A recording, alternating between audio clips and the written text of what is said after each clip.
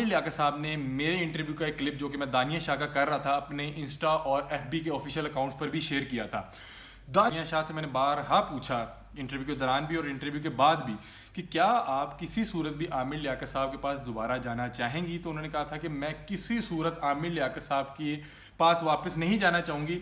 और अब जब आमिर लियाकत साहब की वफ़ात हो गई है तो बहुत से लोग ये कह रहे हैं कि पता नहीं जायदाद का ही कोई जो डिस्ट्रीब्यूशन होनी है, एक हिस्सेदारी होनी है, उसके लिए ये अब वहाँ पे सिंध हाई कोर्ट गई हैं। देखिए दानिया शाह जो कि तकरीबन 4 से 5 माह पहले तक 4-4 फुट छलांगे मार के ये कह रही थी कि आमिर लियाकत साहब मेरे पे तशद्दुद करते हैं, मेरे से जी पता नहीं क्या क्या करवाने वाले हैं, अल्लाह माफ़ करे। इन्होंने ऐसे ऐसे बेहुदा इल्ज़ाम लगाए कि मैं यहाँ पर अपनी वीडियो में बयान भी नहीं कर सकता।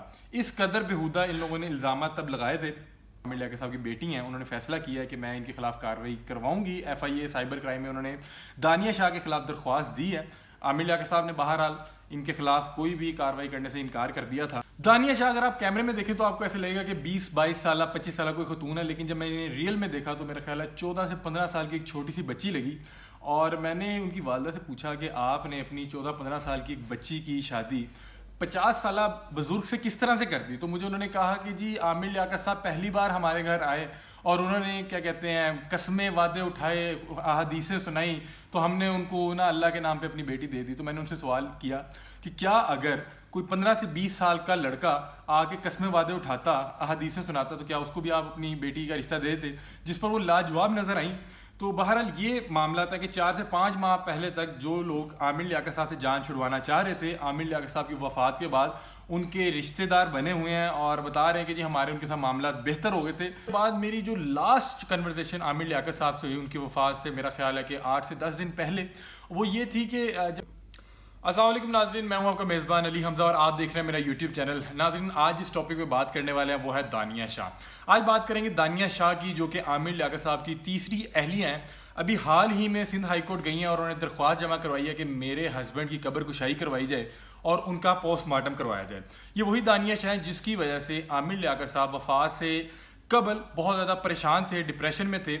और यहाँ पे अगर आपको मैं बताता चलूँ कि आमिर लियाकत साहब से जो आखिरी मेरी बात हुई उनके आखिरी दिनों में, वो कुछ इस तरह से थी। एक बार मैंने इनसे रब्ता किया कि मैं आपका इंटरव्यू करना चाहता हूँ, तो उन्होंने मुझे एक हदीस सुनाकर उसका हवाला देते हुए मना किया। और वो हदीस का कोई अगर मैं आपको मतलब बताऊँ तो कुछ इस तरह से था कि अगर कभी कोई आपका अपना आपके कपड़े फाड़ने पर आ जाए, आपकी इज्जत को दागदार करने पर आ जाए, तो आपको खामोशी इख्तियार करनी चाहिए।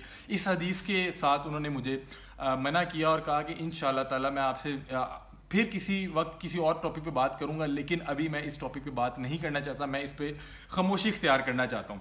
उसके बाद मेरी जो लास्ट कन्वर्सेशन आमिर लियाकत साहब से हुई उनकी वफ़ात से मेरा ख्याल है कि 8 से 10 दिन पहले, वो ये थी कि जब उन्होंने अपने बच्चों के नाम एक पैगाम रिकॉर्ड करवाया था जिसमें वो बता रहे थे कि मैं पाकिस्तान छोड़ के चला जाऊँगा, और अपने बच्चों से बड़े एक इमोशनल वे में कह रहे थे कि आपके पापा पे कुछ कर्ज हैं और मेरे पास पैसे नहीं हैं। तो मुझे ना वो बहुत ज़्यादा फील हुआ। अगर आप एक वालिद हों, ख़ास तौर पे फादर हों किसी बच्चे के, तो आप ये फील कर सकते हैं कि जब एक बाप अपने बच्चों के सामने उसको ये कहना पड़े कि बेटा मेरे पे कुछ कर्ज हैं और मेरे पास पैसे नहीं हैं और मैं पाकिस्तान छोड़ के जा रहा हूँ, तो मुझे बड़ी तकलीफ़ फील हुई।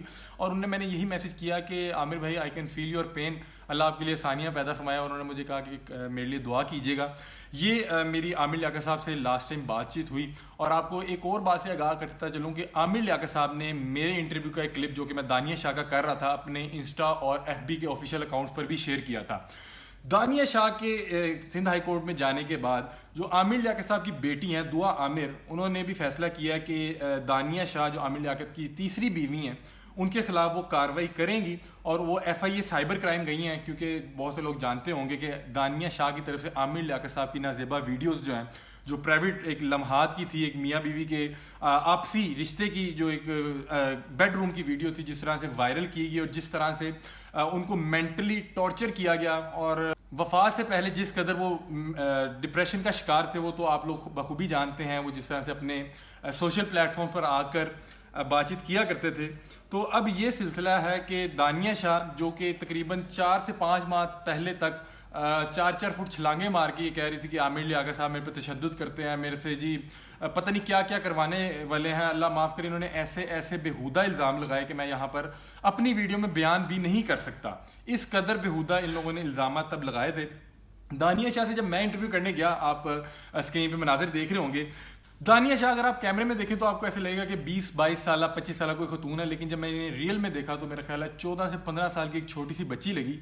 और मैंने उनकी वालदा से पूछा कि आपने अपनी 14-15 साल की एक बच्ची की शादी 50 साल बुजुर्ग से किस तरह से कर दी। तो मुझे उन्होंने कहा कि जी आमिर लियाकत साहब पहली बार हमारे घर आए और उन्होंने क्या कहते हैं कस्में वादे उठाए, अहादीसें सुनाई, तो हमने उनको ना अल्लाह के नाम पे अपनी बेटी दे दी। तो मैंने उनसे सवाल किया कि क्या अगर कोई 15 से 20 साल का लड़का आके कस्में वादे उठाता, अहादीसें सुनाता, तो क्या उसको भी आप अपनी बेटी का रिश्ता देते? जिस पर वो लाजवाब नजर आई। तो बहरहाल ये मामला था कि 4 से 5 माह पहले तक जो लोग आमिर लियाकत साहब से जान छुड़वाना चाह रहे थे, आमिर लियाकत साहब की वफ़ात के बाद उनके रिश्तेदार बने हुए हैं और बता रहे हैं कि जी हमारे उनके साथ मामला बेहतर हो गए थे।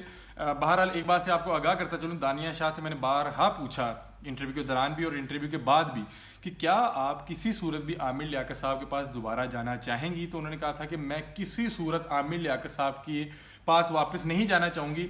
और अब जब आमिर लियाकत साहब की वफ़ात हो गई है तो बहुत से लोग ये कह रहे हैं कि पता नहीं जायदाद का ही कोई जो डिस्ट्रीब्यूशन होनी है, एक हिस्सेदारी होनी है, उसके लिए ये अब वहाँ पे सिंध हाई कोर्ट गई हैं। देखें वल्लाहु आलम क्या होता है। बहरहाल जो आमिर लियाकत साहब की बेटी हैं उन्होंने फैसला किया है कि मैं इनके खिलाफ कार्रवाई करवाऊंगी। FIA साइबर क्राइम में उन्होंने दानिया शाह के खिलाफ दरख्वास्त दी है। आमिर लियाकत साहब ने बहरहाल इनके खिलाफ कोई भी कार्रवाई करने से इनकार कर दिया था और उन्होंने इन्हें अल्लाह के लिए माफ़ कर दिया था। अभी आमिर लियाकत साहब को गुजरे तकरीबन 2 से 3 माह हो गए हैं। अल्लाह पाक उनकी मग़फ़िरत फरमाए। जितना अर्सा भी उन्होंने काम किया बड़ा बेहतरीन काम किया, बहुत से लोगों के चेहरों पे हंसी भी बिखेरते रहे। और अब जो ये मामला है बहरहाल मेरा ख्याल है कि आगे संगीन होगा। और जो दानिया शाह हैं जो पहले खुला दायर करके भी 11 करोड़ का हर्जाने का वो दावा किए हुए थी, अब उन्हें पता है कि आमिर लियाकत साहब के बहरहाल निकाह में है तो उन्हें एक कानूनी तौर पर भी एक हिस्सा तो उधर से मिलना है। लेकिन मेरा ख्याल है जो आमिर लियाकत साहब की बेटी हैं वो इनको इतनी आसानी से इनका हक नहीं मिलने देंगी। उन्होंने कहा मैं इन्हें बाकायदा पूरा टफ टाइम दूंगी। और जिस तरह से इन्होंने मेरे वालिद का एक करैक्टर असैसिनेशन की और उनको जिस तरह से मेंटली टॉर्चर करने की कोशिश की, उसका इनको ज़रूर सिला मिलेगा। अपनी राय से कमेंट सेक्शन में ज़रूर आगाह कीजिएगा। तब तक के लिए अपने मेज़बान अली हमजा को दीजिए इजाज़त। अल्लाह हाफ़िज़।